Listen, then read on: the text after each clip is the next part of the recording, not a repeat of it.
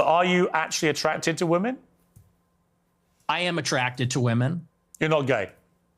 Alright, this interview goes from jokes to something much more revealing.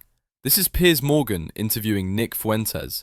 It starts with Piers messing with him, a couple of uncomfortable questions, some light clowning, nothing too deep.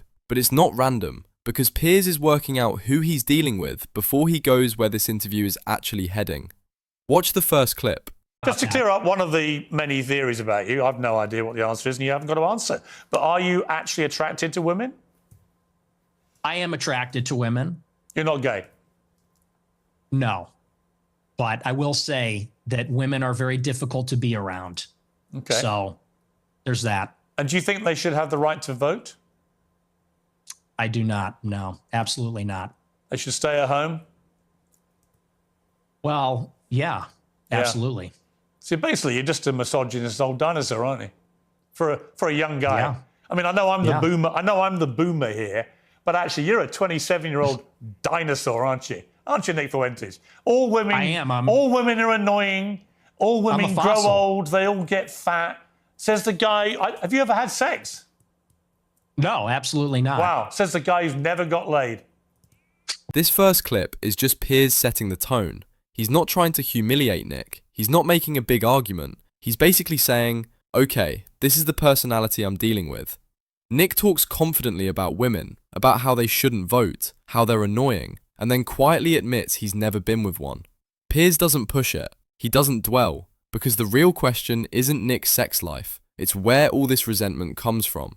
And that's when Piers switches gears, because now he's not talking about Nick. He's talking about Nick's own stories, from Nick's own podcast. And that's where this gets uncomfortable. It was a running joke.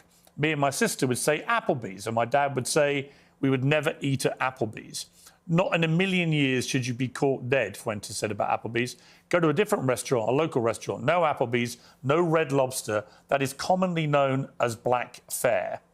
And you also shared another story about your family and restaurants. Said, before me and my sister were born, my family had a saying about Olive Garden that contains the N-word that we're not allowed to say.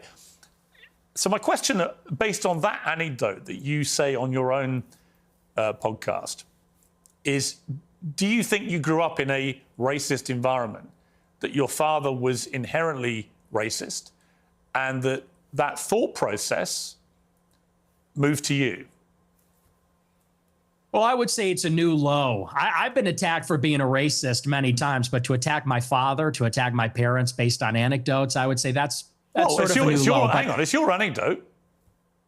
Yeah, but he's not here to defend himself. You are. And my parents are. You told the story. And I will. And I'll defend them. I'm not trying to ambush you. As I said at the start, Nick, to be clear. No, it's not an ambush. Nick, to be clear, I think I'm everybody not understands. ambushing you. I'm literally reading an anecdote that you revealed on your podcast. No. The story, I'm just curious. So when you told that anecdote, which clearly on the face of it is racist, right? You're basically saying your father made racist decisions about where you would go as a family to eat.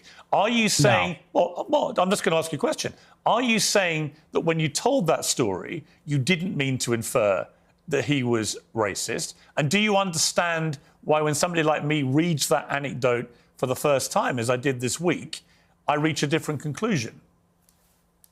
Well, I understand what you're doing, which is a sort of making of a murderer. How did he become racist? Well, his father didn't eat at Olive Garden because he said that's not real Italian food. Hang on, can I? What's with the interruptions? Can I explain? I'm literally reminding you of something you said on your show, which led me to conclude a certain thing. If I'm wrong, tell me. Yeah, it was said in jest as a humorous anecdote, and now you're trying to spin it into a narrative, which is his parents are racist. He comes from a long line of racists. And I think everybody knows my parents are boomers. Mm-hmm. And these people come, well, you're a boomer, I guess, too, in a way, 60. Right? You were born in 60. 19? Yeah. So you're a boomer also. Or maybe you're a Gen Xer. I suppose it's sort of on the cusp. But it's a humorous anecdote. These are kind of the attitudes of baby boomers in society. But you're trying to spin it into a narrative, which is you're a product of your environment. Your dad's racist because of this joke. Now you're a racist. And I don't think that's a fair characterization. Okay. This is the moment Nick Fuentes stops enjoying the interview. Piers reads Nick's own anecdotes back to him about his father, his family, and casually racist jokes. And he asks one very simple question. Do you think you grew up in a racist environment? That's it. No accusation, no speech. And Nick immediately gets defensive. Now it's about protecting his dad. Now it's, you're attacking my parents. Now it's, you're spinning a narrative.